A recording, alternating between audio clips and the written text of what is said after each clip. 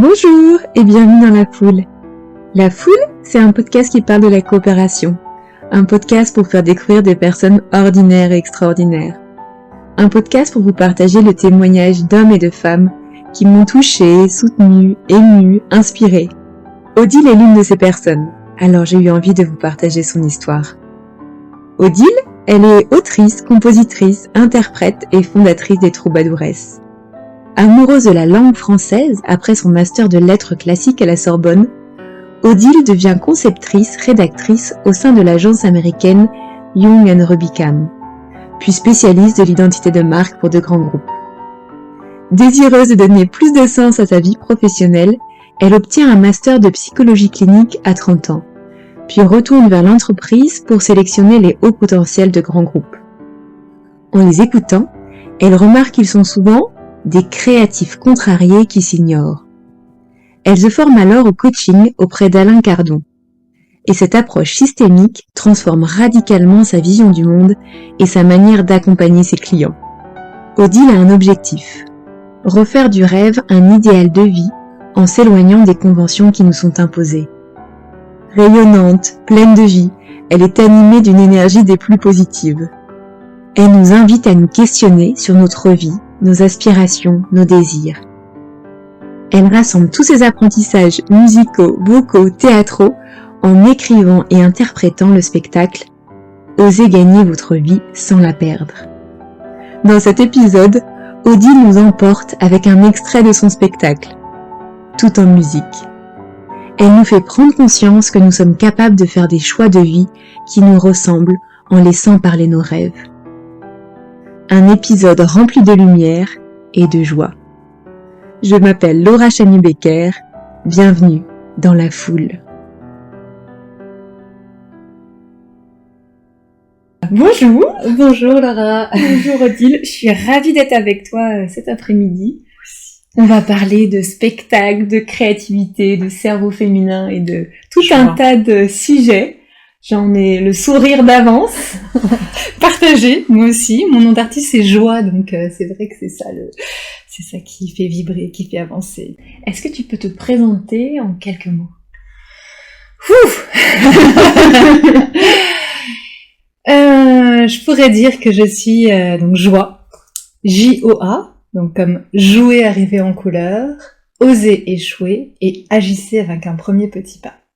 Alors ça c'est la déclinaison de mon nom que je décline, c'est un peu ma méthode aussi que je décline dans mon spectacle, dans mes chansons. En fait je pourrais dire que je m'appelle Joie parce que c'est vrai que je trouve que c'est un bon indicateur de ce qui nous emmène, ce qui nous emmène sur le bon chemin. Je me décris aussi dans une de mes chansons comme une artiste coach entrepreneuse. Je pourrais me décrire aussi comme une créative contrariée. Alors attends, qu'est-ce que c'est une créatrice contrariée? Alors une créatrice contrariée, c'est... En fait, je pense qu'on est tous des créatifs. Je pense qu'on est tous des êtres créateurs, même si parfois on l'oublie. Qu'on est créateurs de notre vie, en fait. Et qu'on est tous plus ou moins contrariés, plus ou moins créatifs, plus ou moins contrariés. Et en fait... on pourrait dire oui, mais c'est un peu négatif de dire ça comme ça, mais non, c'est une très bonne nouvelle parce que l'art naît de la contrainte. Donc, comme disait Gide, croire que la contrainte empêche le talent, c'est croire que ce qui empêche le cerf-volant de voler, c'est la corde. Et moi, j'aime bien ça, de vraiment, considérer que tout est en interaction et que la contrainte, c'est ce qui fait qu'on va vouloir la dépasser et donc faire autrement et donc créer. Voilà. Et créer, c'est génial parce que ça nécessite du masculin, de la mise en œuvre, et du féminin, de l'intuition, de la connexion de cœur, enfin le masculin aussi là, mais comment les deux interagissent en synergie. Quelquefois on est trop dans le masculin, quelquefois on est trop dans le féminin, et comment tisser ça pour créer et que ça se concrétise dans le réel et ensemble. Et donc quand je dis masculin et féminin, ça veut pas dire homme et femme, ça veut dire qualité du féminin et qualité du masculin, chez les hommes comme chez les femmes. Pour moi c'est ça, être créatif, contrarié, c'est être d'autant plus créatif qu'on est contrarié, et c'est une dynamique qui s'entretient. Voilà, en fait, elle s'entretient, et c'est comme ça qu'il y a quelque chose qui arrive et qui est autre, et c'est ça qui est chouette. Quelle est l'histoire qui t'a amené à être auteur, compositeur, interprète? L'histoire, j'adore les histoires. Alors, il était une fois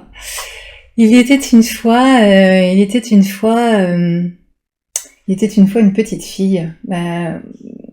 Pour raconter cette histoire, j'ai bien envie, si t'es d'accord, avec cette idée de te la raconter en chanson. Avec grand plaisir. Alors, c'est une chanson qui s'appelle La femme de ma vie. C'est librement autobiographique, mais comme toutes les histoires, on raconte toujours un peu son histoire. Et c'est l'histoire d'une petite fille qui croyait que pour être heureuse, il fallait forcément être amoureuse. Alors... La la la la la la la la la la la. Petite fille, t'as mis tes couettes avec tes paires élastiquées, tu chantes tout le temps à tue-tête, un petit rire te fait rêver. Dans tes yeux bleus écarquillés, toutes les étoiles viennent danser, une coccinelle au bout du doigt, le reflet d'une bulle de savon, un coquelicot, n'importe quoi, ça y est, tu chantes à pleine voix.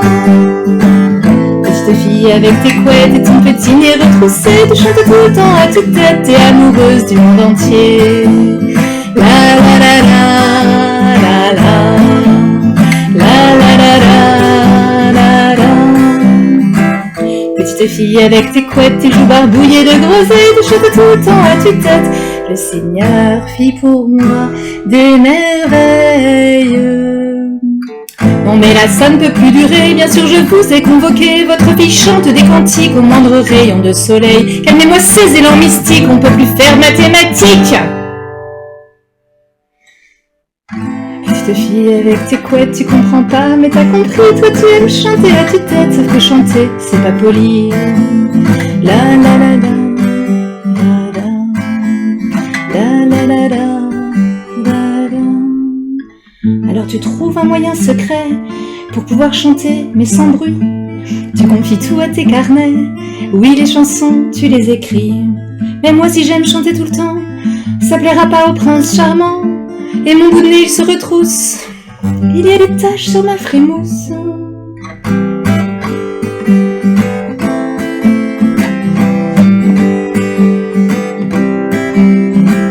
Petite fille, tu défais tes couettes, tu commences à te maquiller. Tous les trucs que tu trouves chouettes, tu les aimes, mais tu te tais. Et nous, ça nous fait des vacances, tu es gentille. T'as un beau job, tu es jolie, tu rencontres des hommes très gentils, mais impossible d'être amoureuse, tu passes des années chez le psy. Parfois tu rêves d'être chanteuse, t'es pas un peu trop ambitieuse comme meuf? Petite fille, j'ai enfin compris que pour toi chanter c'est t'aimer c'est émerveiller, tu peux pas vivre sans chanter. La la la la, la la, la la la la, la la. Prends-moi la main, petite fille, comme ils sont beaux tes yeux qui brillent. Bien sûr que oui, pour être heureuse, faut forcément être amoureuse. Mais de toi, parce que la femme de ma vie, c'est toi. La femme de ma vie, c'est moi. La femme de ma vie, c'est toi. La femme de ma vie, c'est moi. Et... Vous l'entendez? Mais oui, le voilà, un cheval blanc. Oh là là. J'ai pas bien fait des bruits. Je m'entraîne à faire le cheval sur ma guitare. Merci pour cette chanson. Magnifique. Ah, voilà. En quelques mots, c'est un petit peu l'histoire d'une créative contrariée. Super. C'est la première fois que tu écris des chansons ou c'est une pratique que tu as depuis longtemps? J'ai commencé à écrire des chansons. En fait, effectivement, c'est une pratique que j'ai depuis longtemps. J'ai commencé, on pourrait dire officiellement, en 2010. J'ai fait un stage d'écriture de chansons avec Chantal Grimm pour apprendre à structurer une chanson, etc. Mais c'est vrai que j'ai un peu toujours fait ça. D'abord pour les anniversaires de mariage, les mariages, relooker une chanson qu'on connaît et puis mettre des ingrédients sur des personnes pour parler de personnes et les célébrer. J'ai toujours adoré faire ça. En fait, je trouve que on souffre tous cruellement de validation et pouvoir dire ce que je vois chez l'autre. Je te dis ce que je perçois de toi, moi, et ce que je trouve beau. je trouve que déjà ça honore celui qui regarde, et puis ça honore celui qui est regardé aussi, quoi. C'est Oscar Wilde qui disait la beauté est dans les yeux de celui qui regarde. Je trouve qu'on a tous à gagner à porter ce regard sur nous autres, quoi, les uns et les autres, et puis tout le monde en sort grandi, en fait. Et donc, moi, j'adore ça. Et je pense que la chanson, c'est une forme légère, qui a l'air de rien.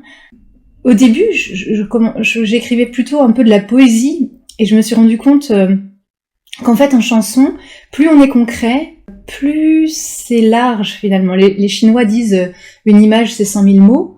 C'est un peu contre-intuitif, donc il avait fait de la philo, etc. Je me disais, c'est bien, parce qu'un concept, c'est beaucoup plus riche qu'une image. Mais en fait, non, dire l'image, chacun met, il y a une espèce de respect de l'interlocuteur, chacun met ce qu'il veut comme couleur, comme intention derrière l'image, prend un morceau et du coup s'approprie les choses, et chacun co-construit cette fresque à partir de petites images du quotidien, et pour moi, c'est ça la beauté d'une chanson.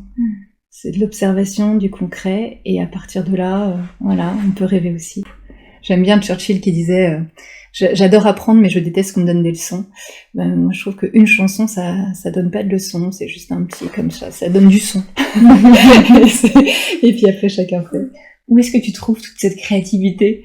Quels sont les conseils magiques pour libérer la nôtre? Ah là là, quand tu me dis ça, déjà, je pense à Julia Cameron, qui a été un livre extraordinaire que j'ai lu.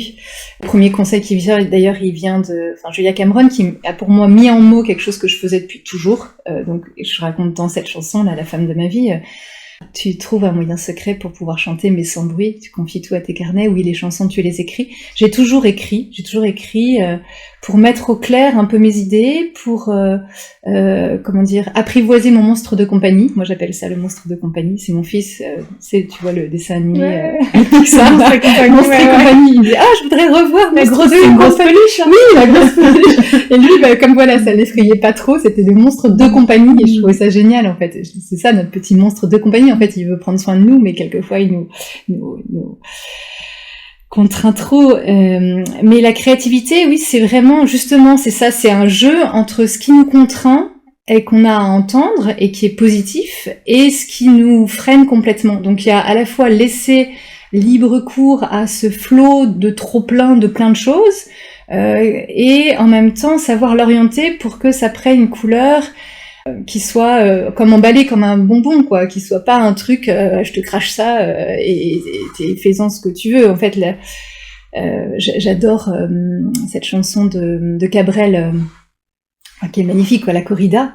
Il dit c'est est-ce que ce monde est sérieux? En fait, pour donner son message sur la corrida, nous faire réfléchir sur cette pratique, au lieu de dire c'est tous des connards sanguinaires, il nous dit, il fait parler le taureau, qui est le symbole de la force, pour dire la vulnérabilité, et pour dire que nous autres qui nous croyons vulnérables, sensibles, etc., et pas des bêtes sauvages, en fait c'est peut-être nous, Et comment c'est intéressant, la créativité, c'est toujours des renversements, en fait, des changements de point de vue, de changements de regard, et un angle différent. Alors la créativité, c'est écrire ce qui vient. Il y en a trop, c'est ok.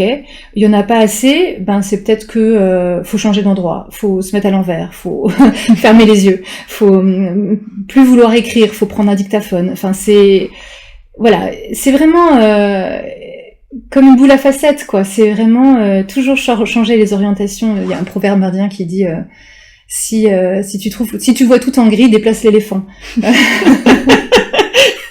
Je la connaissais pas. Elle est mignonne. Ou alors un trop gros problème, c'est un petit problème qu'on regarde de trop près. C'est toujours multiplier les points de vue. Et c'est vrai que ça, je trouve ça super. Au théâtre, on crée des personnages, donc on multiplie les points de vue, et ça permet de sortir de cette posture de confrontation binaire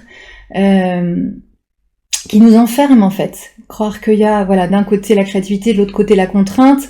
En fait, mais tout ça interagit, c'est ensemble, c'est un écosystème, et c'est ça qui est fructueux, finalement. On peut toujours, c'est d'une confrontation que naît une troisième option qui surprend tout le monde, quoi. Et il y a quelque part, la créativité, je trouve, c'est aussi faire confiance. Il y a quelque chose dans le faire confiance, tout est déjà là, il y a juste à à oser le regarder, à le laisser émerger, et tout d'un coup ça vient quoi.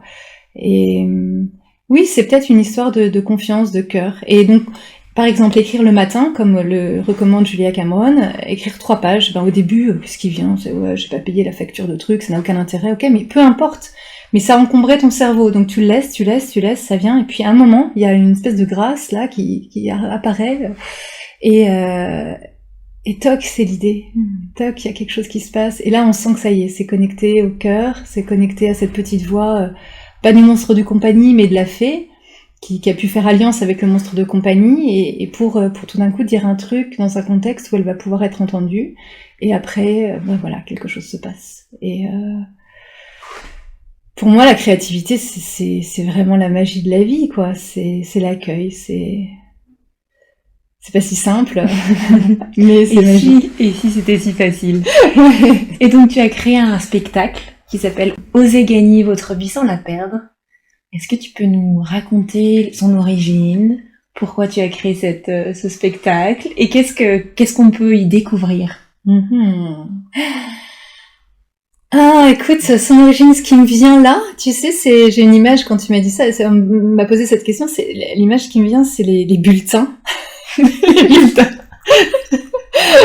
Odile les joueuses, Odile les rêveuses. Odile doit apprendre à avoir plus de rigueur, enfin. Ouais. En fait, quand je dis ça, il y a un passage de mon spectacle où je dis, en fait, les fées qui se sont penchées sur mon berceau, elles se sont complètement plantées. Elles m'ont fourgué des mauvaises qualités, des qualités dont personne n'avait besoin, des qualités qui n'avaient pas de valeur économique, pas sur cette planète en tout cas. Joueuse, rêveuse, c'est bien mignon, c'est plein de poésie, mais enfin, dans le genre qualité qui servent à rien, madame est servie. En fait, c'est vraiment une interrogation. Je crois que ce qui a donné naissance à ce spectacle, c'est une interrogation que j'ai depuis toute petite, une espèce de sensation comme ça aussi de pas avoir vraiment ma place dans ce monde et d'avoir des qualités, parce que je pense quand même qu'au fond de moi, depuis toujours, je me dis mais ça doit être utile à quelque chose, de remettre du sourire, de remettre du jeu, de remettre autre chose, voilà, et de rêver. Enfin, je pense que ça doit être utile, mais visiblement ça compte pas dans la moyenne, pour passer en seconde, c'est pas le même coefficient que les mathématiques, etc. Et donc j'avais une espèce d'interrogation comme ça, mais pourquoi y a-t-il des matières qui sont... donc moi je joue beaucoup dans mon spectacle, j'ai pris comme figure d'attaque les matheux. Si t'es matheux, c'est que t'es intelligent. Si t'es intelligent, c'est que t'as de l'argent. Si t'as de l'argent, c'est que t'es intelligent. Si t'es intelligent, c'est que t'es matheux. Si t'es matheux, donc t'es heureux. Voilà. Et moi, donc, je me sentais joueuse, rêveuse. Donc, j'étais quoi? Un bug vivant. Donc, en fait, j'ai le choix. Soit je fais ce que j'aime, mais sans rien pour bouffer, je risque de vite mourir. Soit je fais ce que j'aime pas. Et alors là, je risque de vivre longtemps, alors que je préférerais mourir vite, à ce moment-là. Voilà, cette espèce de truc. Mais comment se fait-il que moi, ce que j'aime, visiblement, c'est pas utile au monde? Et ça, c'est une grande question, mais vraiment déchirante en fait, parce que je comprenais pas que le monde n'ait pas besoin de toute la biodiversité des talents, et que il me semble que voilà, que chaque différence est une richesse, et que il n'y a pas quelque chose qui est mieux, plus nécessaire, plus utile. En culture intensive que les autres, qu'on a besoin de toutes les couleurs du monde, quoi. Et donc ça, c'était vraiment un truc incompréhensible pour moi. Et puis après, ce truc de voilà, passe ton bac d'abord, il faut voilà, t'avoir ta moyenne il faut être jugé par des gens que je juge moi-même pas complètement digne de juger de tout en tout cas. Tout ça, c'était très très bizarre, et voilà. Et à un moment, je me suis dit en fait, j'ai pas envie de me dire que au nom du fait que je dois gagner de l'argent pour gagner ma vie, je dois la perdre, quoi. C'est-à-dire être complètement en dehors de ce que je suis, de mes valeurs, du sens que pour moi a la vie. Ça me paraissait tellement absurde, et donc j'ai voulu créer ce spectacle. C'est vrai que c'est quand j'ai découvert, c'était aussi un chemin, quand j'ai découvert le coaching, ça a été pour moi une telle révolution que tout d'un coup, je sortais d'un mode de fonctionnement qui était très binaire, très hypothético-déductif, très scolaire, à chercher les causes du problème pour en sortir, mais en fait quand on cherche les causes d'un problème, on fait quoi? On justifie le problème. Donc ça nous fait pas du tout sortir du problème. Donc comme disait Einstein, on trouve rarement une solution dans l'énergie qui a généré le problème. Donc ce qui compte, c'est de se connecter à l'énergie de la solution. Et donc j'ai adoré, quand j'ai découvert le coaching, découvrir la baguette magique, cet outil ultra puissant. Coup de baguette magique, votre problème est résolu, ça ressemble à quoi? C'est comment? Alors le client, en général, en coaching, il baigne dans le problème, il connaît tous les contours du problème, il les a analysés, suranalysés, il a baigné dedans, mais il reste dans cette énergie-là. Et toi, tu poses cette question. Et tout d'un coup, paf, coup de baguette magique. Alors, mais elle est un peu folle. Oui. Prenons le parti de la folie, justement, parce qu'en sortons de la norme qui, en fait, est toxique. Et qu'est-ce que ça donne de différent si on ouvre un peu les écoutilles? Eh ben, tout d'un coup, il y a autre chose qui se passe. Et l'énergie est différente. Et donc, bah voilà, ça y est, on est connecté à l'énergie de la solution. Et c'est vrai que quand j'ai découvert ça, bah pour moi, ça m'a donné, parce que, à force ça m'a donné une clé pour me dire, mais oui, c'est ça que je veux, c'est vers ça que je veux aller, j'adore écrire des chansons, et peut-être c'est légitime, et peut-être on peut gagner sa vie en écrivant des chansons. Enfin, tu n'y penses pas. Mais voilà, j'avais cette espèce de contrainte-là, et tout d'un coup, je me suis dit, mais ça change tout de se poser cette question du résultat atteint et de ce qu'on a trouvé comme énergie. Et donc, j'ai envie que les gens se posent eux aussi cette question. J'ai vraiment, quand j'ai découvert le coaching, ça fait un peu converti, tu vois, qui est évangéliste. Mais c'était pour moi une telle révolution. J'ai comme découvert le mode d'emploi de mon propre cerveau. Et j'ai eu envie de transmettre ça. Et c'est comme ça. Donc, en cohérence aussi avec ce message, je me disais, à la fois, si je suis cohérente, je vais pas faire une conférence pour expliquer pourquoi c'est important de faire du coaching. Non, je vais faire vivre le coaching, un peu comme Monsieur Jourdain qui faisait de la prose sans le savoir. Souvent, on dit, oui, le coaching, les coachs, c'est vachement à la mode, c'est des trucs, mais enfin bon, finalement, ok, vis-le, et tu vas voir ce qui se passe. Et donc, je me suis dit, je vais raconter un peu mon histoire, mais en légèreté, en riant. Je vais mettre mes chansons, parce que ça j'aime, et puis je vais proposer une interaction avec le public, et pour qu'il y ait des spectateurs et pas des spectateurs, parce que je pense que c'est ça qui nous tue, qui tue la créativité, c'est croire qu'il y a d'un côté les acteurs et de l'autre côté les spectateurs. On est tous des acteurs en fait, même les spectateurs sont acteurs en fait, on n'a pas la même énergie avec telle ou telle stalle que avec une autre, et voilà. Et c'est ça que j'ai eu envie de transmettre. Et donc, mon intention avec ce spectacle, c'est vraiment d'aider chacun à se reconnecter à ce qu'il fait vibrer, à son talent, à son énergie de vie fondamentale, et à oser y aller petit à petit avec des tout petits pas. Pas forcément tout plaquer pour se lancer dans un grand truc, mais commencer à y aller, et puis le petit pas entraîne le suivant, et puis petit à petit, c'est comme ça que le monde change en fait. Soyez le changement que vous voulez voir dans le monde, comme disait Gandhi. Et c'est pas trop flippant d'être seule sur scène devant des spectateurs? Comment t'as vécu ton premier spectacle, la préparation, le grand jour, t'as monté sur scène? Raconte-nous. Waouh, Alors flippant, j'adore, parce qu'en fait la différence entre flipper et être vraiment excité et vivant, c'est simplement qu'on met de la respiration dans le flip. Je sais pas, si toi la grande sportive, on met de la respiration. Ça change tout en fait. Gestion du stress, c'est simplement mettre de la respiration dedans, et dès qu'on respire, on se dit juste, mais c'est juste merveilleux quoi. Versus la sécurité sécurisante qui tue quoi. Dans mon livre, je raconte l'histoire de cette petite fille qui dit à son amie, tu sais, j'ai entendu un adulte qui disait que quelquefois on pouvait s'ennuyer, tellement s'ennuyer qu'à la fin on pouvait en mourir. Et moi, je me disais, mais c'est exactement ça. Elle a tout compris. Effectivement, s'ennuyer à mourir, c'est vrai. C'est exactement ça. On peut s'ennuyer à mourir dans sa vie. Et le truc génial de flipper, parce qu'on se sent vivant. Et donc, moi, mon énergie pour le spectacle, c'était du flip peut-être, mais en fait, globalement, pas trop. Beaucoup moins que de l'angoisse qui m'avait habité beaucoup avant, tant que j'osais pas. Flipper, c'est ça, se mettre en énergie. Et puis le flip se transforme quand moi je me dis au service de quoi je vais faire ce que je fais. Et quand je me dis que ça c'est pour contribuer à ce que chacun remette sa couronne, retrouve sa sensation d'être créateur de sa propre vie, humblement, à ma mesure, tranquillement, juste avec un déclic, une baguette magique, 2-3 chansons, tu vois, tranquillement, voilà. Chacun va trouver ce qu'il peut. Mais que mon intention, c'est celle-là, j'ai plus peur, en fait. J'ai un petit peu peur, mais j'ai plus trop peur. Juste il faut quoi. Juste le cœur qui bat, tu vois. Et ça fait du bien. Et ça fait du bien, ouais, c'est ça, on se sent vivant. Et donc après, tu as écrit ton livre, extrait de ton spectacle.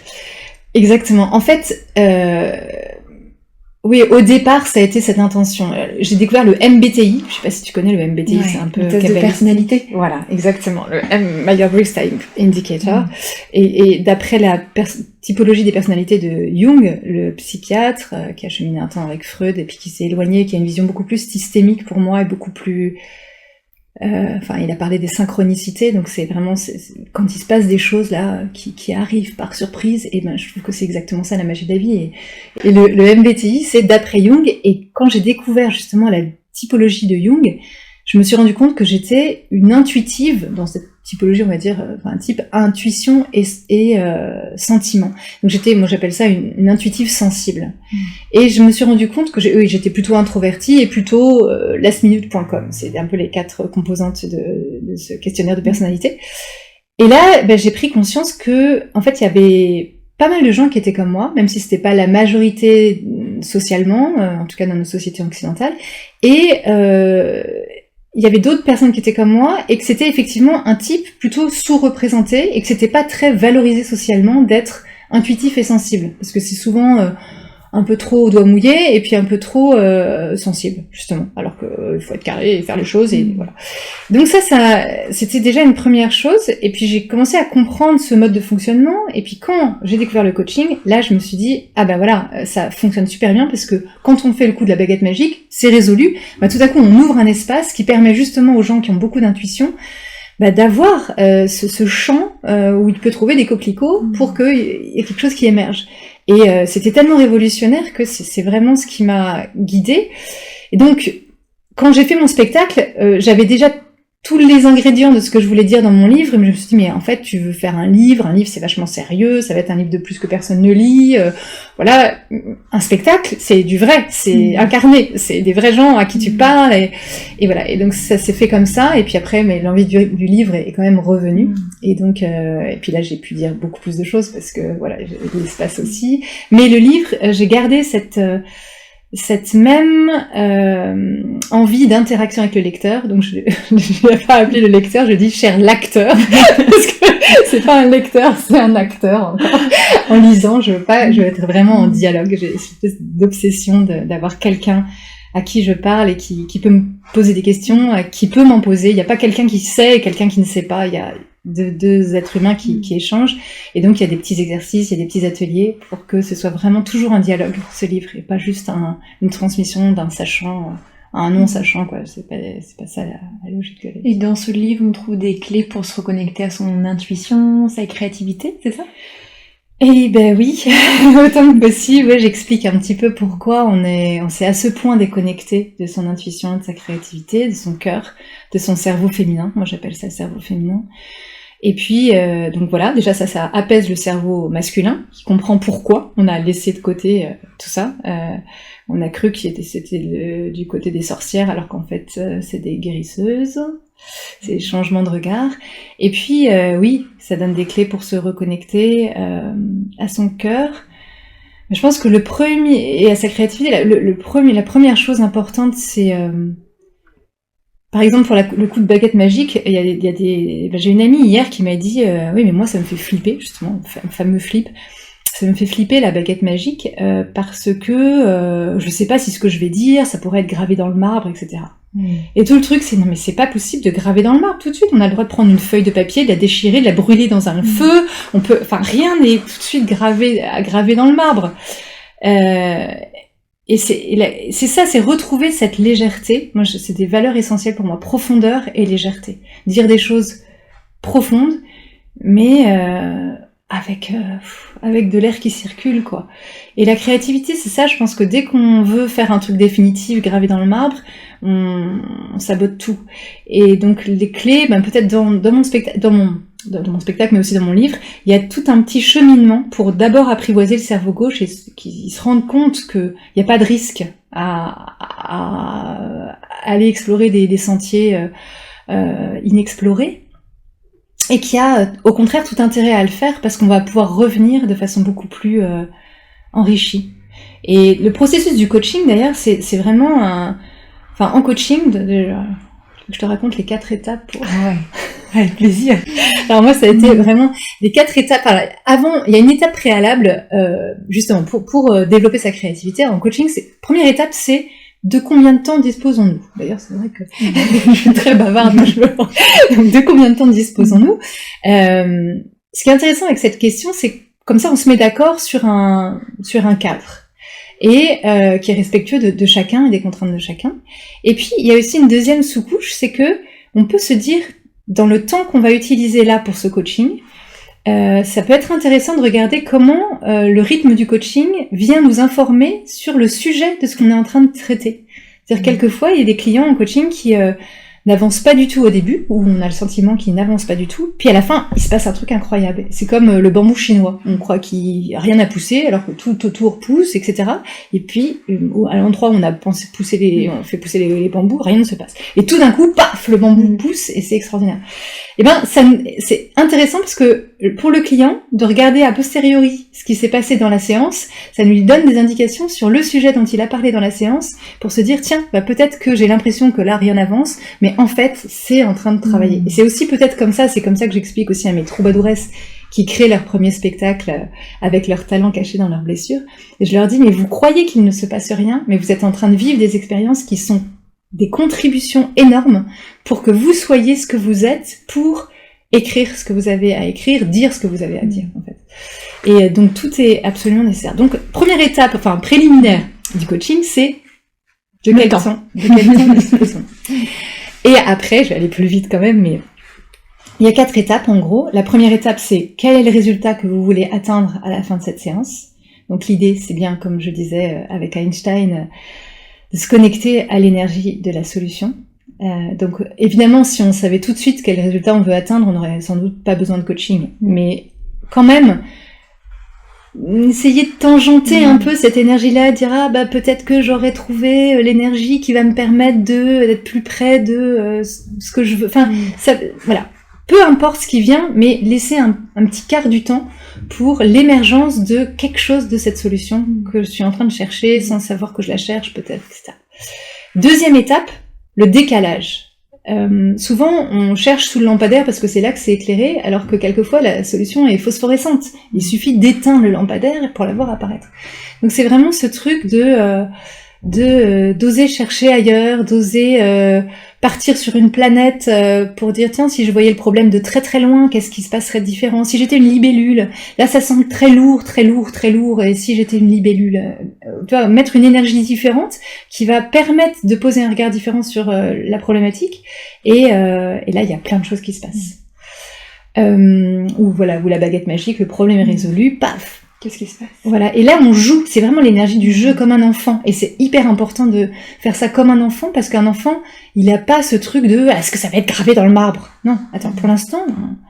Et c'est ça aussi un des ingrédients essentiels de la créativité, je trouve, c'est de savoir suspendre son regard, son jugement, et dire « attends, et on ferait avec des couvertures, ça ferait la voile, et puis là on mettrait le matelas et ça ferait la coque, et un manche à balai, et voilà, tiens, ah oui, mais ça fait aussi longue vue, ah d'accord, non, bon, c'est le mât, ok, bon, peu importe, on en a plusieurs, tu vois, juste, je sais pas, cette énergie de l'enfant, je pense que c'est tellement essentiel, il a compris plein de trucs, l'enfant, que l'adulte qui se croit sachant a oublié, quoi.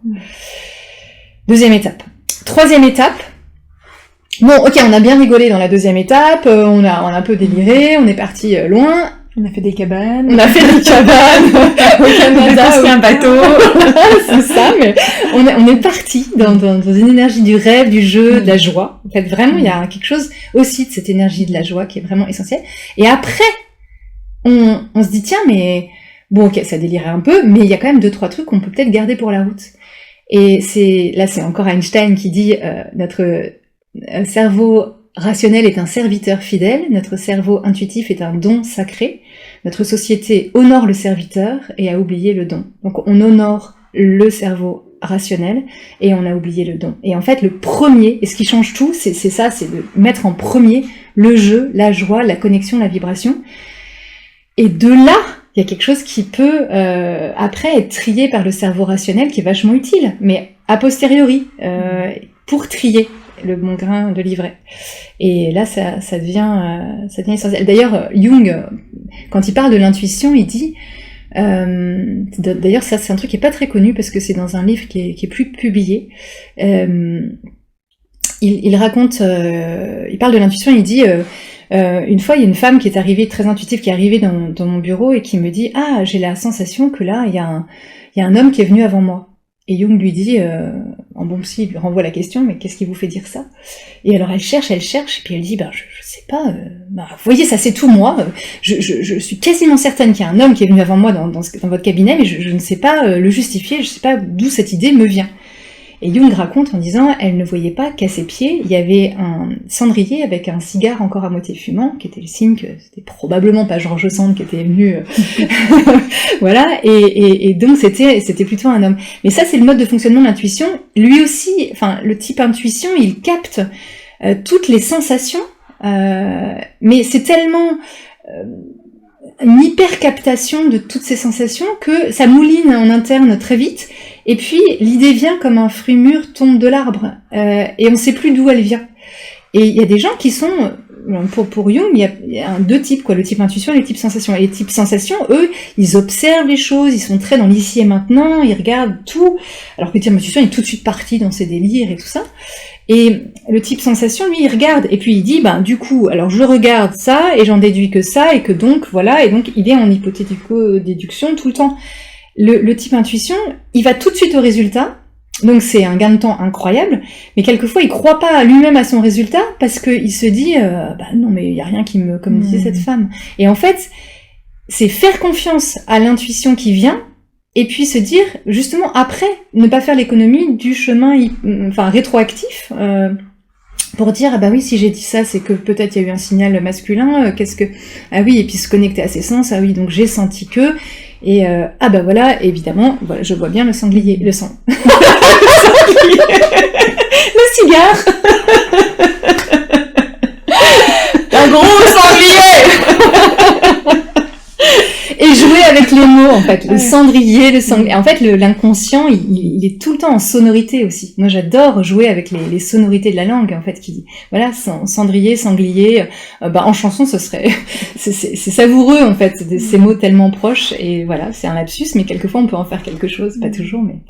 Étape 3, et enfin l'étape 4, on dit que c'est l'étape d'atterrissage, parce qu'effectivement on a décalé et décollé, on est vraiment parti un peu loin dans la deuxième étape. En troisième étape, on a trié, on se dit tiens mais je peux garder ça, par exemple j'ai rêvé de quelque chose d'incroyable avec la baguette magique. Troisième étape, en fait, je peux garder ça parce que c'est vrai que c'est vachement intéressant comme idée. Et quatrième étape, premier petit pas concret, tout petit, tout minuscule, parce que souvent, quand on ne réalise pas les choses, quand on ne les concrétise pas, quand on procrastine, c'est qu'en fait, on se fixe des trop grands objectifs, on met pas assez d'étapes, et donc, voilà. Et quel sera mon premier petit pas concret pour aller dans cette direction? Et une fois que j'ai commencé à faire ce petit pas, c'est tellement bon comme énergie, comme sensation, que évidemment il y aura un deuxième pas et quelque chose facile. Ces 4 étapes, comment on peut s'en inspirer et essayer de les incarner au quotidien? Parce que alors, bien sûr, si on peut faire appel à une coach, c'est fantastique, ou à un coach, mais est-ce qu'il y a des façons de reproduire ces 4 étapes de façon individuelle dans son propre environnement? Carrément.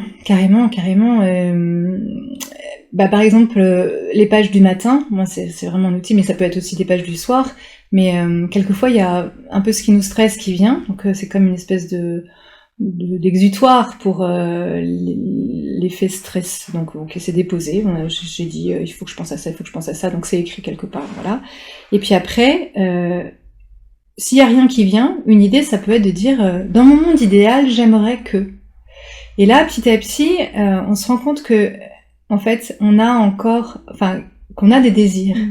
Le désir, c'est vraiment desiderium, c'est l'étoile qui est loin, en fait. Et c'est ce vers quoi on se tourne et qui nous met en chemin comme l'étoile du berger, quoi. Et c'est quand on reconnecte avec, ah oui, dans mon monde idéal, en fait, j'aimerais bien qu'il y ait ça. Donc là, on commence à se tourner, il y a quelque chose qui vibre. Donc là, en fait, on est quelque part dans cette étape de la vision, de réouvrir le cœur, de ce qui me fait vibrer. Et souvent, c'est vrai qu'on a tendance, et dans notre société, à écraser le fichier rêve parce qu'on se dit ça va créer des émotions si j'arrive pas à les réaliser. Mais en fait, c'est pas binaire, je réalise, je ne réalise pas mon rêve, c'est je me connecte à ça et la vie est plus créative que moi, elle va m'emmener vers ce que je crois être ça, et puis qui peut-être sera autre chose, mais en fait ce sera juste parce que c'est l'énergie de l'être qui va piloter. Et donc voilà, c'est vraiment, ça peut être cette étape-là, et puis de toute façon l'énergie, c'est vraiment mettre les choses, souvent c'est remettre les choses dans le bon ordre, quoi. Toujours se connecter à l'énergie de la solution, ou un truc qui nous stresse, un rendez-vous qui nous stresse, un examen, coup de baguette magique ou voyage dans le temps, on est dans 3 mois où t'es juste à la fin de ton examen, ça a super bien fonctionné, ça ressemble à quoi, c'est comment. Et c'est une espèce de petit switch mental et prendre le temps de cet exercice, de se dire ça a super bien marché, c'est comment, ok, il y a eu ça, il y a eu ça, il y a eu ça, ok, et donc maintenant je suis un journaliste et je viens de te demander comment tu t'y es pris pour que ça marche si bien. Ah bah oui, maintenant que je sais que ça marche très bien, en fait, on se sent dans cette énergie de confiance, quoi. On connecte cette partie de soi qui sait déjà. Et là, on se dit, bah oui, je suis arrivée suffisamment tôt, j'ai bien pensé à prendre mon truc, j'oublie toujours ma brosse à dents, j'en sais rien, un truc qui me vient. Et puis, et on a des tout petits éléments comme ça, et puis en fait, je sais pourquoi je le fais, voilà, par exemple. Et puis, et voilà. Et maintenant, tu reviens à ici et maintenant. Et quel est le petit pas concret? Ah bah, déjà, je mets mon sac à dos, j'avais dit qu'il était important, voilà, mais il est resté au grenier. Si déjà je le redescends, ça me permettra de pas l'oublier. Et donc, toute petite chose, mais en voyant le sac à dos, ça va reconnecter. En fait, c'est faire de notre cerveau un allié, il a déjà tellement... On croit qu'il fonctionne que quand on fait quelque chose. Mais en fait, le cerveau, il fonctionne aussi quand on est, et il fonctionne surtout quand on est, et quand on est dans la bonne vibration, bah, ça change tout, et les choses se font. Et on a pu aller les faire. Enfin, quelquefois, il faut donner un petit coup de pouce. Mais c'est toute cette énergie, c'est changer, sortir de ce référentiel de il faut que je fasse, de il faut, l'ego, et que je efface. Non, en fait, ça va venir quand je serai dans la bonne énergie, le truc va se faire bien différemment de ce que j'avais imaginé, et ce sera 1000 fois mieux. Je suis très sensible de cette question de la baguette magique et de la réalisation des rêves. Et souvent, quand j'en parle autour de moi, j'entends cette phrase « Oui, enfin, je sais ce que j'ai à faire, mais j'y arrive pas. » Comment tu adresserais cette question, enfin, plutôt cette réaction? Ce que j'ai à faire, déjà, je trouve que j'entends le devoir, donc l'ego. Donc, mais j'y arrive pas, pour moi c'est hyper cohérent. Si t'as à faire un truc, ben c'est le devoir, c'est l'ego, et déjà il y a pas le plaisir. Donc c'est la tête, c'est pas les jambes. En fait, quand on a reconnecté l'énergie, enfin c'est d'abord le cœur qui nous emmène, et après la tête elle trie, et après les jambes, ça descend dans les jambes, quoi. Et si tu y arrives pas, c'est que en fait t'as pas connecté à l'énergie du cœur. Qu'est-ce qui te motive, quelle est l'émotion qui te met en mouvement? Tout ça, c'est la même étymologie, mouere. Et c'est, ça peut être que tu veux faire un trop grand pas d'emblée. Et en fait, si tu veux faire un trop grand plat d'emblée, un trop grand plat d'emblée, grand pas d'emblée, c'est probablement que l'objectif que tu t'es fixé, c'est un objectif trop mental. Et c'est pas ton véritable objectif, le véritable objectif de ton cœur. Donc en fait, fais confiance aussi à l'univers qui t'emmène pas là, parce que c'est pas là pour toi. C'est peut-être pas là pour toi aussi. Donc si tu y arrives pas, c'est peut-être en fait une bonne nouvelle. Parce que ça veut dire qu'il y a autre chose. Et si tu te connectes à ton cœur, tiens, vas-y, prenons juste le temps de 2 minutes là de te connecter à ton cœur. Qu'est-ce qui te fait vibrer? Je sais pas, tu voudrais une orange pressée, ça te ferait plaisir? Bon. Mais fais-toi un petit truc soufflé dans une bulle de savon, je sais pas, craquer une allumette, un truc qui te fait plaisir, mais juste comme un enfant. Et tu vas voir qu'il y a autre chose qui se passe, et c'est cette énergie-là, mais qui est fugace, et c'est comme un muscle à muscler, et qui va faire que ça nous emmène. et ça nous emmène vers là où on veut vraiment, mais en fait, c'est pas là qu'on croit qu'on veut, quoi. Je sais pas, il y a les deux, quoi. Si ça marche pas, c'est que la marche est trop grande, et si ça marche pas, c'est peut-être que c'est pas là ton chemin. Quelquefois, on se trompe de rêve, ouais. C'est étonnant, hein. Et en fait, c'est drôle parce que tu vois, par exemple, ce spectacle, j'ai pas vraiment le sentiment d'avoir eu un rêve de jouer un spectacle. Enfin, maintenant, quand j'y repense, je me dis, mais si, j'ai toujours aimé faire des spectacles comme les enfants, pour les amis des parents, le samedi soir et tout ça. Bien sûr, c'était toujours là, mais j'ai jamais eu... Enfin, je me suis pas dit, comment faudrait-il faire pour faire un spectacle ? C'est venu à moi, quoi. Et c'était tellement évident, et je trouve que le vrai désir de notre être, souvent, il vient à nous. La seule chose qui nous manque, c'est la paix intérieure, la tranquillité, ouais, qui va faire qu'on est en observation, en accueil, voilà. Et c'est vraiment cette énergie du féminin, quoi, de la réception. Tout est tellement déjà là. Mais enfin, ça me parle beaucoup, hein, parce que moi, je suis la première à être et l'objectif, etc., et pas voir, quoi. Alors que c'est l'image que je trouve tellement drôle, là, tu sais, des deux hommes de Cro-Magnon qui sont en train de pousser une charrette avec des roues carrées. Et puis il y a le gars qui est sur le côté qui leur propose une roue ronde, et ils disent non, merci, on est trop occupés. C'est ça, se rendre disponible. Mais c'est tellement ce qu'on oublie, parce qu'on est tellement une société du faire, qu'on oublie le lien, tout ce qui se passe de magique quand on est ensemble, hein, c'est bien notre sujet, votre sujet. Et puis c'est ça qui nous dépasse, quoi. Et ça c'est je sais pas, c'est merveilleux. Ouais. Et justement, on est ensemble aujourd'hui par la magie de la rencontre, et donc Absolument. Isabelle Forestier qui nous a mis en lien sur ce podcast qui parle de coopération. Toi, là, tu viens de nous raconter énormément de créations que tu réalises, ton spectacle, ton livre, tes chansons, le coaching. Quelle est la place de la coopération dans ces créations et dans ta vie ? Le mot qui me vient là, c'est pas assez. C'est drôle parce que je crois que j'ai eu un côté beaucoup...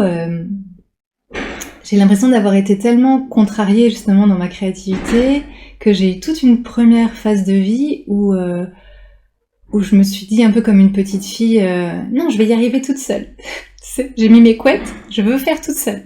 Parce qu'en fait, j'avais très peur qu'on m'interdise encore, voilà. Et donc, il y a eu toute une phase avec beaucoup de non, et puis, la coopération, c'est simplement, déjà la coopération entre toutes les parties de soi-même, qui dialogue, celle qui dit non, celle qui dit oui, celle qui dit j'ai envie, celle qui dit t'y arriveras pas, voilà, juste déjà harmoniser toutes les parties de soi qui parlent, en prendre conscience, et puis voilà, et puis je pense que quand ça se fait aussi à l'intérieur de soi, il y a une ouverture avec les autres qui voilà, parce que l'autre qui dit ça, c'est quelquefois juste un écho de ce que tu t'étais déjà dit toi-même. Et donc c'est la place de la coopération. Sans doute c'est pas encore assez, tu vois, mais c'est juste tellement essentiel. C'est vrai qu'Isabelle, c'était une rencontre merveilleuse aux Journées de l'intuition, donc tellement drôle. Et puis la peinture, et puis voilà, toutes ces ouvertures. Je pourrais, à la fin de mon livre, j'ai tout plein de pages de remerciements. Je saurais pas citer toutes les personnes qui m'ont aidée d'une manière ou d'une autre, mais c'était effectivement que des rencontres, quoi, que des rencontres, que de l'énergie, de choses qui s'imbriquent et qu'on n'avait pas vu venir. Mais je pense que c'est la clé de tout, quoi, d'oser se rencontrer soi-même. Et c'est ce qui permet de mieux rencontrer l'autre. C'est un peu ce que je raconte aussi dans ma chanson, La femme de ma vie. Là, c'est vrai que quand on est déboussolé par rapport à son propre désir, quand on perd de vue son étoile du berger, quoi, qu'est-ce qui m'anime moi dans ma vie, il se trouve que j'avais un plan de vie. Enfin, je crois vraiment qu'on a un plan de vie et qu'on est là pour en prendre conscience et puis le mener à bien. Mais c'est tout un truc, quoi. Et quand on prend conscience de son plan de vie, on prend conscience que toutes les rencontres qu'on fait, elles sont là pour nous accompagner, pour nous faire avancer sur ce chemin. Et c'est là que ça devient, ça prend tournure et que ça devient merveilleux. Et la petite fille là de ma chanson, quelque part, tant qu'elle n'accède pas à son propre désir de chanter des chansons, dans les rencontres, elle rencontre pas les autres avec la partie d'elle-même qui est la plus forte. Elle rencontre, mais en marchant en crabe, quoi, par une espèce de biais, et du coup, il y a une espèce de marché de dupes, on sait plus bien qui parle à qui. Et c'est ça, moi, qui m'anime, c'est que chacun se reconnecte à ce qu'il a de plus essentiel, de plus fort, de plus vibrant en lui. Et là, la rencontre, elle se fait de façon encore plus riche, mais ça se tisse tout le temps, quoi. Ça m'a marqué aussi la phrase que tu nous as partagée au déjeuner, disant que pour créer une chanson, il fallait tout un village. Ah oui, ouais. Absolument, ouais. It takes a village. Ça, c'est les anglo-saxons qui disent ça, et c'est vrai que je crois que, peut-être c'est un a priori, mais il me semble, en France, on est il y a ce côté individualiste, et moi, j'ai eu beaucoup ça, pour écrire une chanson, j'ai encore pas mal besoin d'être dans ma bulle, et de laisser courir les mots, les idées, et retravailler. Mais c'est vrai que d'ouvrir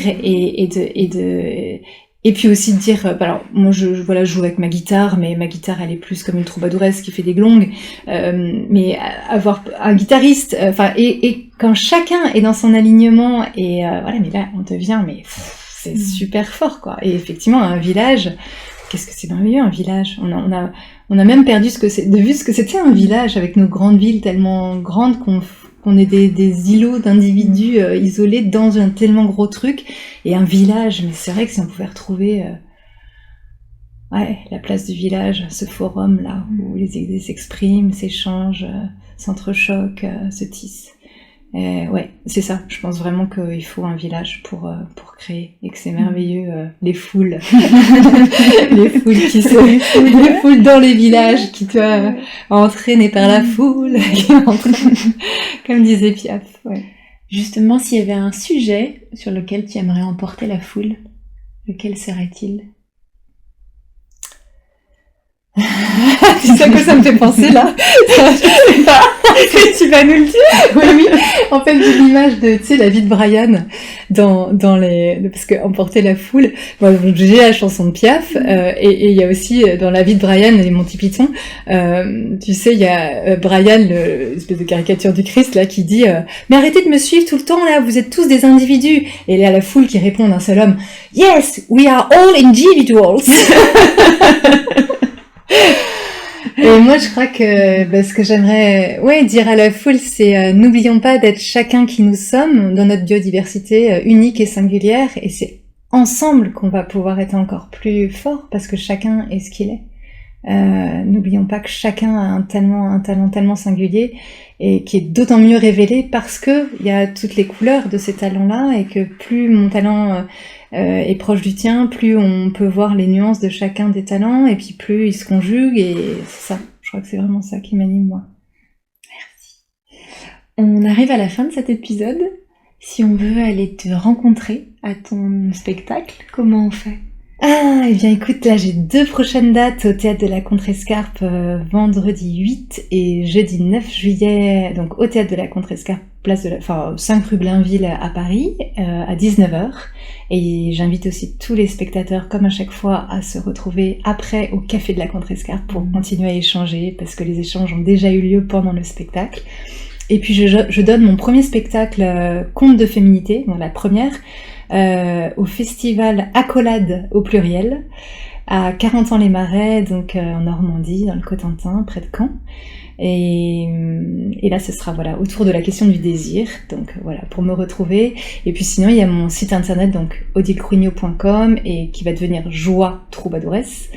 Il y a ma chaîne YouTube aussi, JOA Troubadouresse, où on trouve plein d'inspirations de tous ordres, et puis des chansons, etc.